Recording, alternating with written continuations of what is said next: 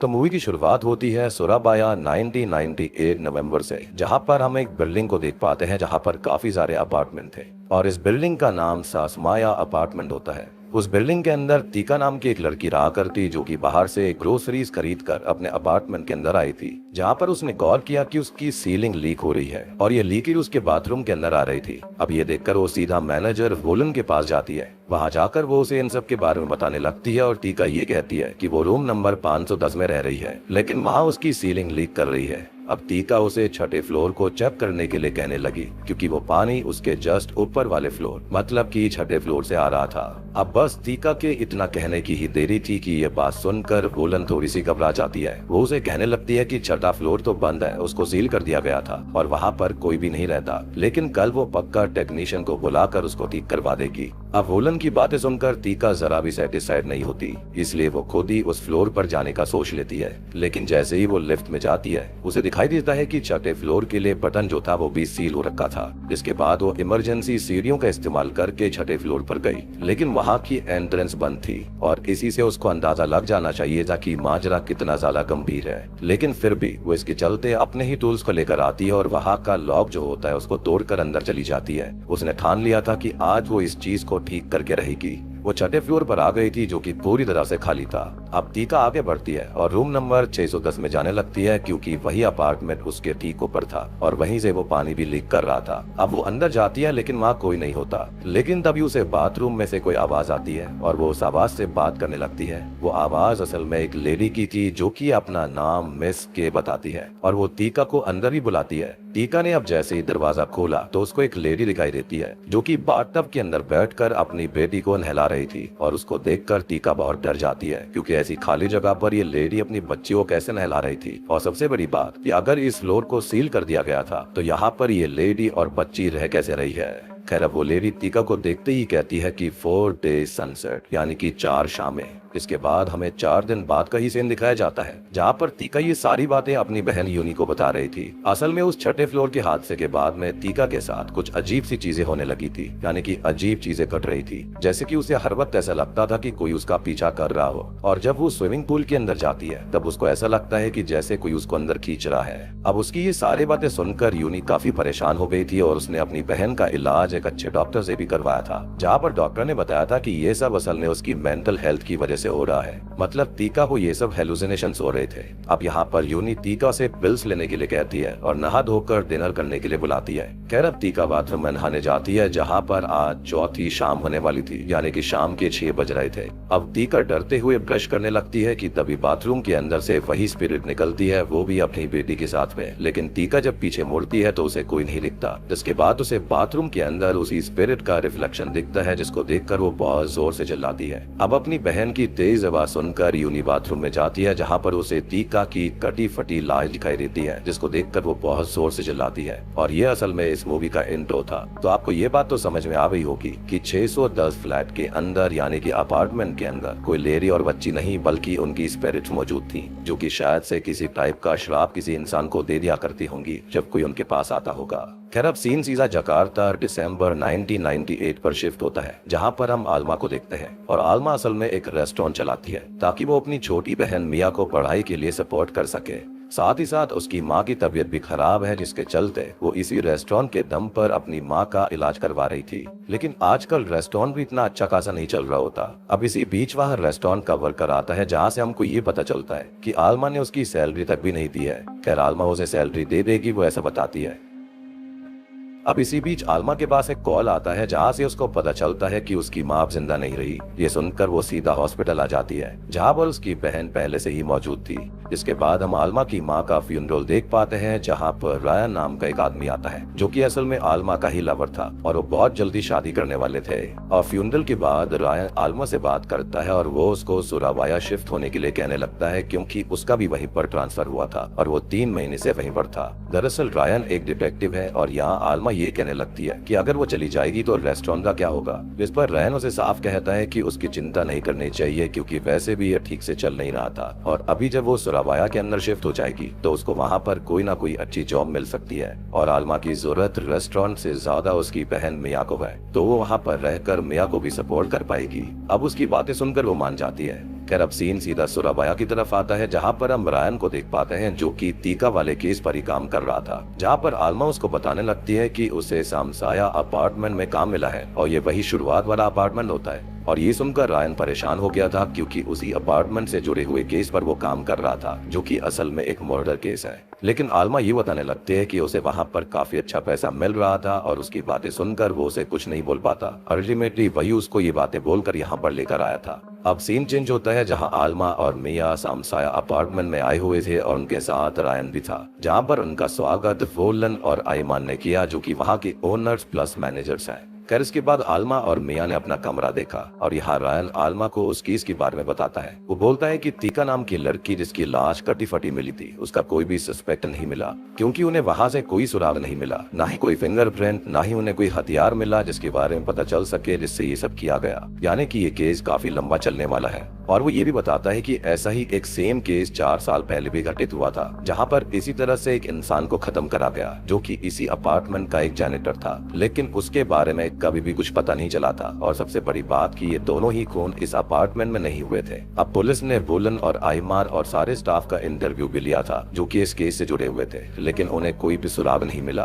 खैर इसके बाद रायन अपने ड्यूटी पर चला जाता है और हमको पता चलता है कि आलमा अभी रायन के बारे में इतनी श्योर नहीं थी क्योंकि वो किसी भी चीज को लेकर रश नहीं करेगी। उसका रीजन था उसके पिता, जो कि उन्हें काफी पहले ही छोड़कर चले गए और आलमा नहीं चाहती थी कि ऐसा कुछ भी हो। लेकिन मिया बोलती है कि उनके पिता ने उनको किसी और वजह से छोड़ा था और वो ये था कि उनके ऊपर किसी शक्ति का साया था, जिसको ठीक करने के लिए उसकी माँ ने साइकिक और शेमन तक को भी बुलाया। लेकिन असल में आलमा को ये सब बातें बेकार लगती थी और उसे लग रहा था कि उसकी माँ उसके पिता के ऊपर पर्दा डालने के लिए सब कहा करती। अब दूसरी ओर हम रायन को पुलिस स्टेशन में ही देखते हैं, जो कि इस केस पर इन्वेस्टिगेशन कर रहा था। तभी उसे मेंटल हॉस्पिटल से कॉल आता है। दरअसल यूनी जो थी वो तीका की मौत के बाद से पागल सी हो गई थी, लेकिन आज वो कुछ ज्यादा ही पागलों जैसी हरकत कर रही थी। इसके बाद रायन जल्दी से हॉस्पिटल जाता है, जहाँ पर यूनी 4 डे सनसेट कह रही थी, यानी कि 4 शाम, और वो उसे बार बार यही कहते जा रही। अब 4 डे सनसेट का मतलब है कि 4 दिन के सनसेट के बाद मौत हो जाएगी, जिस तरह से तीका के साथ हुआ था।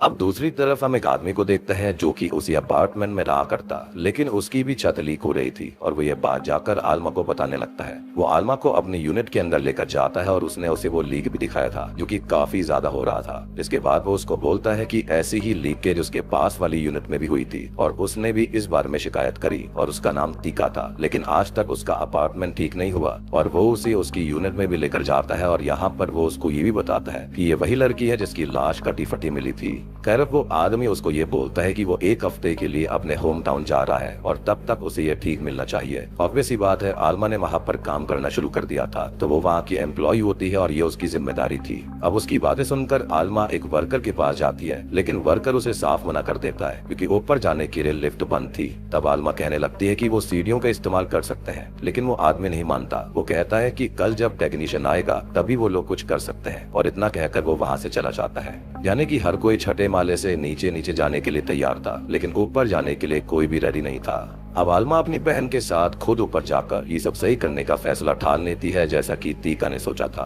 अब वो टूल्स लेकर छठे फ्लोर की तरफ जाने लगी जहाँ पर लॉक लगा हुआ था, लेकिन वो भी उस लॉक को तोड़कर उसी 610 फ्लैट नंबर में चली जाती है, जहाँ पर उसे सेम आवाज आती है, मतलब कि उस स्पिरिट की, जो कि उसको अंदर बुलाने लगी। वो आवाज बाथरूम में से ही आ रही थी। अब आलमा जैसे ही बाथरूम का दरवाजा खोलती है, उसे वो स्पिरिट अपनी बेटी को नहलाते हुए दिखाई देती है, जैसा कि तीका के साथ हुआ था। वो दोबारा उन्हीं शब्दों को दोहराती है, यानी कि 4 शामें, जिसको सुनकर वो काफी डर गई थी। और उसको देखने के बाद मिया जोर से चिल्लाती है और उसके बाद वो दोनों ही वहाँ से भागने लगते हैं। अब ये भागते भागते अपने रहने वाले अपार्टमेंट में आ गई थी और मिया उसे ये बातें कल वोलन और रैन को बताने के लिए कहती है। अब अगले दिन जब आलमा काम कर रही थी तब उसके हाथों से पेन का बक्सा गिर गया था, और ये जो पेन का बक्सा होता है ना, वो एक के आकार में जम जाता है। मतलब कि आज उसका पहला दिन शुरू हो चुका है और उसके पास खाली 4 शामें ही बची हैं। खैर काम करके आज वो अपने अपार्टमेंट में आई, जहाँ पर वो एक बच्ची को अपने अपार्टमेंट में देखती है। वो उसको आवाज लगाने लगती है, लेकिन वो बच्ची उसके बेडरूम में चली जाती है। जिसके बाद वो बेडरूम का दरवाजा खोलती है, जहाँ पर उसे वही माँ बेटी की स्पिरिट मिलती है और माँ बेटी के बालों को कोम कर रही थी। माँ आलमा से पूछने लगती पूछती है कि उसकी बेटी के बाल कैसे हैं, जिस पर आलमा कहती है कि काफी अच्छे। और यहाँ पर वो माँ तभी अपनी बेटी की गर्दन आलमा की तरफ करके तोड़ कर अलग कर देती है और कहने लगती है कि वो आलमा की भी ऐसे ही टुकड़े कर देगी, जिसको देखकर आलमा बहुत डर गई थी। वो जल्दी से वहाँ से भागी और भागते हुए वो रायन से टकरा जाती है। तभी रायन उसको संभालता है और आलमा उसको कहती है कि मिस के 4 डेज सनसेट। और ये सुनकर रायन काफी कंफ्यूज्ड हो गया था कि आखिर ये सब हो क्या रहा है। खैर अब ये बात पूरी बिल्डिंग में फैल जाती है और कई सारे लोग अपने अपार्टमेंट से बाहर निकल गए थे। इसी बीच वहाँ वोलन और आयमान आते हैं, जो कि उन लोगों को देख लेते हैं। वो उससे कहते हैं कि ये अपार्टमेंट हॉन्टेड है और तब आयमान उनको शांत करता है। इसके बाद वोलन और आयमान रायन और आलमा से बात करने जाता है। रायन उन दोनों से पूछता है कि ये सब हो क्या रहा है, इस पर वो दोनों उसे कुछ भी बताने से हिचकिचा रहे थे। लेकिन रायन को लग रहा था कि ये जो सब कुछ हो रहा है जरूर इसका कनेक्शन पिछले हुए खूनों से है। रायन कहता है कि अगर वो उसे कुछ नहीं बताएंगे तो वो उनके खिलाफ एक्शन लेगा।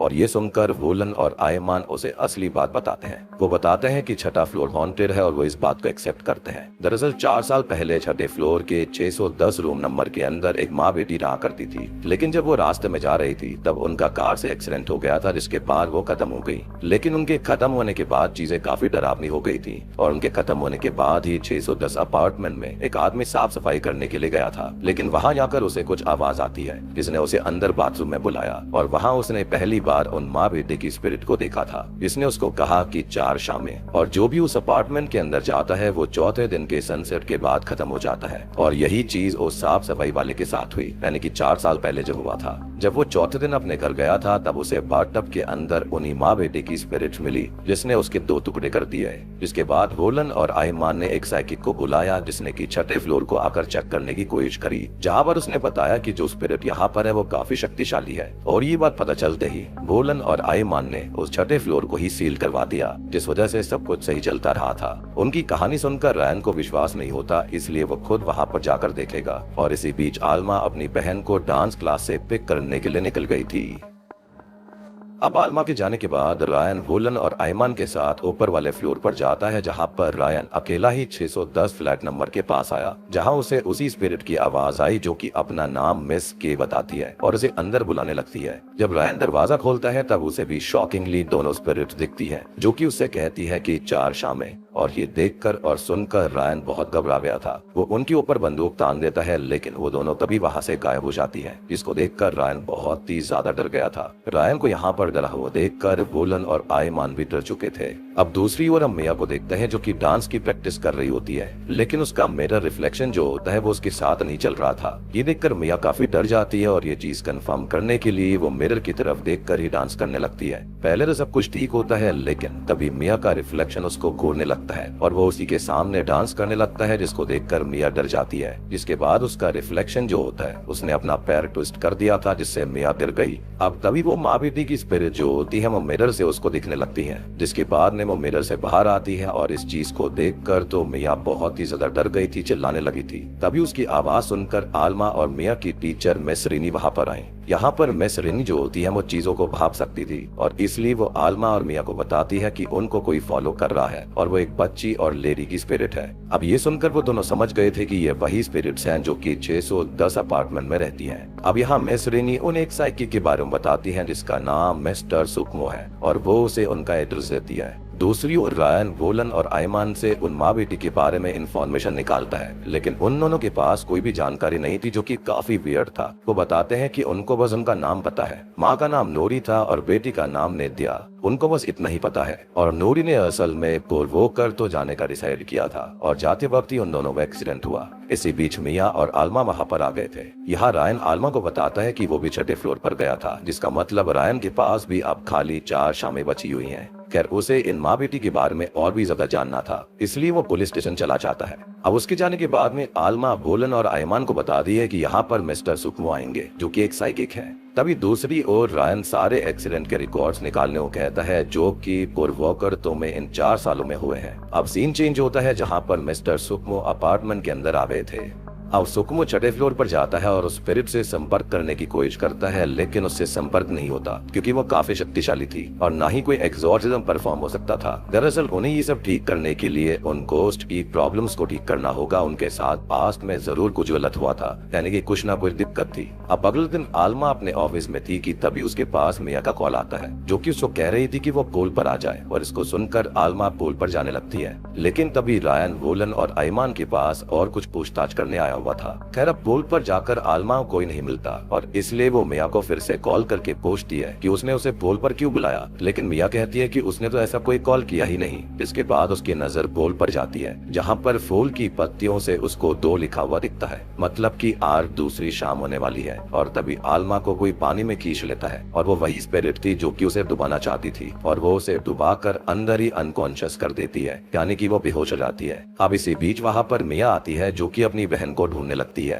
तभी उसकी बहन स्विमिंग पूल से बाहर आती है, जिसने कि एक मास्क पहना हुआ था। ये मास्क अक्सर डांस करते वक्त पहना जाता है, मतलब कि ये वहाँ का ट्रेडिशनल डांस था। और यहाँ आलमा भी डांस करने लगी और डांस करते करते उसने मिया को पूल में ही धक्का दे दिया, जिसके बाद वो उसको डुबाने लगती है, मतलब कि ये भी रियल आलमा नहीं थी। लेकिन तभी वहाँ पर 2 और लड़कियां आती है और उनको ये सब करता हुआ देखकर वो जल्दी से मदद लेने भागती हैं। इसके बाद वोलन और आयमान के साथ रायन वहाँ पर आ गया था। रायन ये सब देखकर जल्दी से मिया को बाहर लेकर आता है, जिसके बाद वो आलमा को भी बाहर निकालता है और दोनों ही सुरक्षित थे। लेकिन उस मास्क का यहाँ कुछ ना कुछ उन स्पिरिट से कनेक्शन जरूर था, और यहाँ मिया की डांस क्लास के अंदर ऐसे ही मास्क लगे हुए थे, और इसलिए वो मिस रेनी के पास जाते हैं, यानी कि उस मास्क के बारे में पूछने के लिए, जहाँ पर मिस रेनी ने बताया कि ये मास्क असल में देवी सेकारता जी का है, जो कि कैदरी की प्रिंसेस थी, और उनका व्हाइट फेस उनकी कोमलता, प्योरिटी और उनके अच्छे दिल को दर्शाता है। अब वो उन लोगों से ये कहती है कि अगर उन्हें इसके बारे में और जानना है तो वो जाकर मिस्टर सुजेंग से संपर्क कर सकते हैं, जो कि ये मास्क बनाते हैं। उन लोगों को ये आइडिया अच्छा लगता है, लेकिन मिस्टर सुजेंग का घर काफी दूर था और इसलिए वहाँ पर सिर्फ आलमा और रायन ही जाते हैं। सबसे बड़ी बात कि इनके पास वक्त ही तो कम था।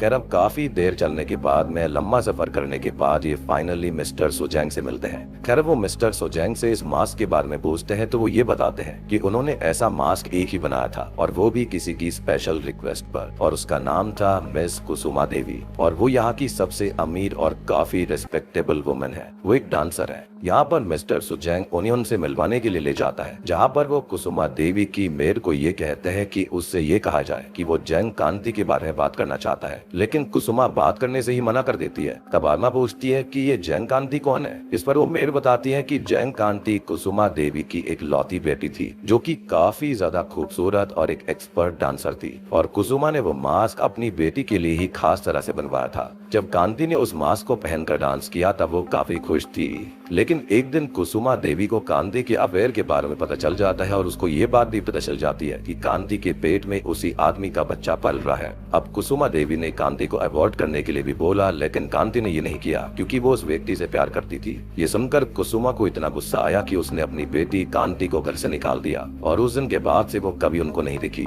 इसके बाद कुसुमा देवी के लिए कांति हमेशा हमेशा के लिए खत्म हो गई, और कुसुमा ने कांति के सारे फोटो तक जला दिए, लेकिन अभी भी कुछ चीजें कांति की उनके पास थी। वो मेयर उन्हें वो चीजें दिखाने ले जाती है, जहाँ पर वो कपड़े थे जिसको पहनकर कांति डांस करती। साथ ही साथ वो मास्क भी मौजूद था, जो कि बिल्कुल वैसा ही था जैसा आलमा ने पहना था, और वो लोग उस मास्क को अपने साथ ले जाने लगते हैं। एंड वो आलमा नहीं थी, बल्कि शायद से वही स्पिरिट थी जो कि आलमा के रूप में होगी। और अब जाकर आलमा को एहसास हो जाता है कि पक्का उनके पिता के साथ में वाकई कोई साया होगा, क्योंकि अब उनके साथ भी सेम चीज घटित हो रही थी। पहले आलमा इन चीजों पर भरोसा नहीं करती थी, इसलिए उसने अपने डर को कोसा था, वो भी बिना सच जाने। कर जाते हुए रास्ते में उनका पीछा एक ट्रक कर रहा होता है, जिसको देखकर रायन तेजी से कार चलाने लगता है, लेकिन अनफॉर्चुनेटली उनका हादसा हो गया था, यानी कि एक्सीडेंट हो गया था। अब एक्सीडेंट के बाद आलमा को होश आता है और वो देखती है कि रायन खत्म हो चुका है। वो रोने लगती है और बाहर आती है कि तभी वो स्पिरिट डांस वाली ड्रेस पहनकर और वो मास्क पहनकर उसके पास आती है, और आकर वो अपने कपड़े से उसके हाथ को उखाड़ देती है और फिर उसका सर भी उखाड़ लेती है। लेकिन असल में ये सब उसका एक बुरा सपना था। दरअसल उसे और रायन को एक डॉक्टर ने बचा लिया था, जो कि गाँव की एक लोकल डॉक्टर थी। अब जब वो उठती है तो उसे दीवार पर 3 लिखा हुआ दिखाई देता है, मतलब कि उसके पास बस एक शाम और बची थी। खैर वो दोनों उस डॉक्टर से अपना बैग मांगते हैं और वो मास्क उसके अंदर ही था। अब उन्हें जल्दी से जल्दी सुराबाया पहुंचना था, लेकिन उनकी कार खराब थी। तभी एक आदमी वहां पर आता है जो कि कुछ सामान सुराबाया ले जा रहा था, जिसके बाद वो दोनों उसके साथ ही वहां के लिए निकल पड़ते हैं। अब सुराबाया में आकर वो लोग मिस्टर सुकमो से मिलते हैं। मिस्टर सुकमो उस मास्क के जरिए पता लगाने की कोशिश करता है कि उनके साथ क्या हुआ था। अब इसी बीच वो मास्क को अपने ऊपर लगा लेते हैं, जिससे उन्हें सब कुछ तो नहीं लेकिन काफी कुछ पता चल जाता है, जैसे कि उन दोनों माँ बेटी का असल नाम कांति और किरानी था। जी हाँ, मतलब कि आईमान ने उनसे जोड़का और साथ ही साथ वुलन ने भी। और तो और उन दोनों माँ बेटी को उनकी ही यूनिट में खत्म कर कर उनके टुकड़े कर दिए गए थे, मतलब उनका कोई एक्सीडेंट भी नहीं हुआ था। लेकिन यहाँ पर वो उन कल्प्रिट्स की शक्ल नहीं देख पाता जिन्होंने ऐसा किया। सुकुमो कहता है कि कांति ने बस एक शब्द बोला था और वो था मास, और इससे ज्यादा उसे कुछ नहीं मिला। ये जानने के बाद वो लोग उस अपार्टमेंट में जाते हैं, जहाँ पर जाकर वो वुलन और आयमान से फिर बात करते हैं और उसे कन्फ्रंट करते हैं। यहाँ पर ये सब सुनकर आयमान अनजान मानता है। यहाँ पर वो ऐसा दिखा रहा था जैसे कि उसे कुछ पता ही ना हो। अब आलमा उनसे मिया के बारे में पूछती है, जिस पर वो बताते हैं कि मिया तो अपने रूम में सेफ है। अब इसी बीच रायन अपने डिपार्टमेंट के एक ऑफिसर को कांति की इंफॉर्मेशन देकर उसके बारे में सब कुछ पता लगाने के लिए कहता है। खैर यहाँ सुकमो को विश्वास था कि कांति और किरानी की लाश अभी भी यूनिट 610 के अंदर कहीं छुपी हुई थी और पहले उन्हें उसे ढूंढना होगा। जिसके बाद में वुलन, आईमान, आलमा, रायन और सुकमो उनकी लाश को ढूंढने लगते हैं। वो लोग 2 भाग में बट गए थे, एक के अंदर आलमा और रायन थे और दूसरे में सुकमो, वुलन और आईमान थे। अब इसी बीच उन्हें सुकमो की आवाज आती है तो रायन जल्दी से सुकमो को देखने जाता है, जो कि बाथटब में बेहोश पड़ा हुआ था। अब वो कुछ समझ पाता इससे पहले ही कोई उसे मार कर बेहोश कर देता है और फिर वहाँ पर आलमा आती है और तभी आलमा के पीछे पीछे आईमान और वुलन भी आ गए थे और यहाँ पर आईमान उसे मार कर बेहोश कर देता है। वो कहने लगता है कि वो अपार्टमेंट की रेप्यूटेशन को खराब नहीं होने देगा, क्योंकि ऑलरेडी काफी लोग उस अपार्टमेंट को छोड़कर जा चुके थे। अब अगले दिन उन लोगों को होश आता है और आज चौथी शाम होने वाली थी, मतलब कि आज आखिरी दिन बचा हुआ था। खैर यहाँ रायन किसी तरह से अपने आप को आजाद करता है, जिसके बाद वो आलमा को भी आजाद करता है। लेकिन इसी बीच उन्हें कुछ आवाज आती है और वो आवाज मिया की थी। वो मिया को भी आजाद कर देते हैं। दरअसल मिया को वुलन ने यहाँ पर बांध कर रखा हुआ था। रायन समझ जाता है कि ये सब इन दोनों से ही जुड़ा हुआ है और जिस ट्रक से उनका एक्सीडेंट हुआ था वो भी आईमान नहीं करवाया था, ताकि ये लोग सुराबाया ना पहुंच पाए। खैर वो लोग जाते हैं सुकमो को आजाद करने, जिसकी हालत काफी खराब थी और वो अपनी आखिरी सांसें गिन रहा था। अब वो लोग उसे वो मास्क देकर दोबारा कोशिश करने के लिए कहते हैं और यहाँ सुकमो उस मास्क को दोबारा पहनता है, जिसके बाद सीन पास्ट में जाता है और हमको पता चलता है कि असल में हुआ क्या था। और दोस्तों अभी यहाँ पर खुलते हैं इस मूवी के असली पत्ते।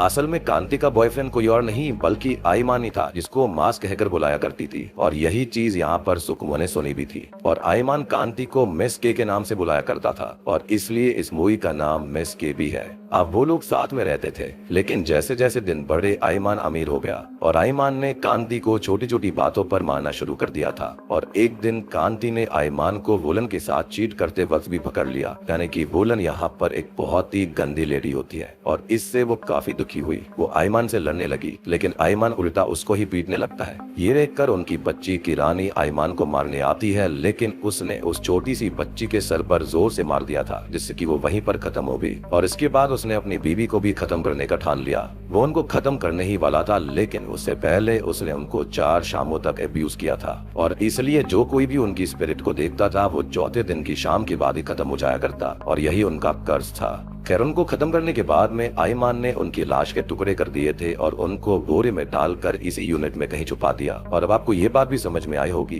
कि चौथी शाम के बाद में सबके टुकड़े क्यों हो जाया करते थे। खैर यहाँ पर ये बात सुनकर सभी हैरान रह जाते हैं और सुकमो उनको बता लेता है कि आईमान ने उनकी लाश कहाँ छुपाई थी और इतना बताकर वो खत्म हो जाता है। खैर अब इसके बाद में ये लोग छठे फ्लोर से बाहर निकलते हैं कि तभी दूसरी ओर हम चंद्रा को देखते हैं, जो कि ऑफिसर था, रायन का साथी था, जो कि रायन को ढूंढता हुआ यहाँ पर आया था। और अब उसको ही पता चल जाता है कांति के बारे में और यही पता चल जाता है कि कांति का जो हस्बैंड था वो कोई और नहीं बल्कि आईमानी था। जिसके बाद चंद्रा आईमान के अपार्टमेंट में जाने लगता है उसको पकड़ने के लिए। दूसरी ओर आईमान उन लोगों को भागते हुए देख लेता है और वो एक पिस्टल लेकर उनके पीछे जाता है और उनके साथ वुलन भी थी। दूसरी तरफ रैन, आलमा और मिया भाग रहे थे कि तभी वोलन और आयमान उनके सामने आ जाते हैं। यहाँ पर ये लोग लड़ने लगते हैं कि इसी बीच आयमान ने रैन को कंधे पर शूट कर दिया था, लेकिन इसके बावजूद रैन उसे रोकने लगता है। लेकिन मिया और आलमा के पीछे वोलन पड़ी हुई थी और वो वोलन से लड़ते हैं। तभी दूसरी ओर आयमान और रैन में लड़ाई चल रही होती है और रैन आयमान को नॉक कर देता है कि तभी चंद्रा वहाँ पर आकर रैन को अपने साथ ले जाने की कोशिश करता है, लेकिन आयमान अभी भी होश में था और इसलिए वो चंद्रा को शूट करके जान से मार देता है। ये देखकर रैन को काफी बुरा लगता है, इसलिए वो आयमान को मारकर बेहोश कर चुका था।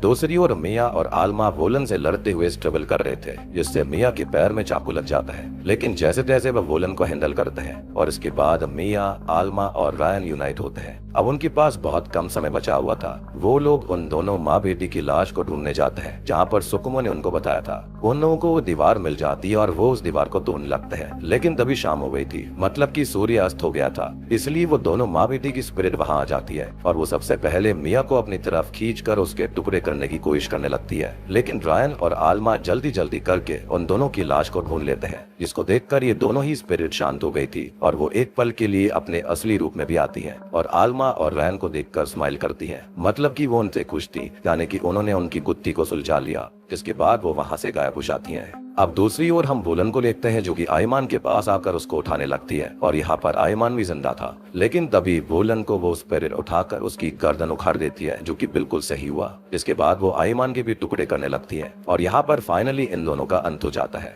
जिसके बाद पुलिस की टीम वहाँ पर आकर सारी बॉडीज को उठाती है, साथ ही साथ उन्हें कांति और किरानी की भी बॉडीज मिल चुकी थी। अब कांति और किरानी का अच्छे से प्रॉपर तरह से फ्यूनरल किया जाता है, जहाँ पर हम मिया, रैन और आलमा को उनकी ग्रेव पर देख पाते हैं। साथ ही साथ वहाँ पर मिस रीनी भी थी, जो कि कहती है कि उसने सुकुमो की स्पिरिट को भाप लिया है और वो खत्म होने के बाद खुश है, मतलब कि उसके अच्छे कर्मों की वजह से वो शांति में था। साथ ही साथ उसने उनके साथ एक और आत्मा को भी भापा, जो कि मिया और आलमा के पिता थे, शायद से वो भी उनकी प्रोटेक्शन कर रहे थे और वो आत्मा भी अब काफी ज्यादा खुश है, यानी कि माँ और बेटी, यानी कि कांति और किरानी। ये सुनकर मिया और आलमा को काफी अच्छा लगता है। जिसके बाद हम आलमा और रैन को साथ देखते हैं, जो कि अब बहुत जल्दी शादी करेंगे, यानी कि अब आलमा उसके लिए श्योर थी। अब मिया और आलमा तो इस अपार्टमेंट से निकल जाते हैं, लेकिन हम कांति और किरानी की स्पिरिट को देख पाते हैं, जो कि बालकनी से उनको देख रही थी। जिसके बाद अंत में हमको इस मूवी की रियल स्टोरी बताई जाती है, जो कि एक हॉन्टेड अपार्टमेंट की थी, जो कि सुराबाया के अंदर ही है। वहाँ की जो रेसिडेंट्स है ना, उन्हें अक्सर मिस के की आत्मा दिखाई देती है और कई बार उन्हें रोने की आवाजें भी आती है और धीरे धीरे अपार्टमेंट को लोगों के द्वारा अबैंडन भी कर दिया गया है। इसी के साथ में ये फिल्म यहीं पर खत्म हो जाती है। तो दोस्तों, ये थी नेटफ्लिक्स पर I recent horror movie the haunted apartment miss के फिल्म की कहानी। तो उम्मीद करता हूँ कि आपको ये फिल्म पसंद आई होगी। पसंद आई है तो वीडियो को लाइक कर दीजिए, चैनल के ऊपर नए हो तो सब्सक्राइब कर लेना।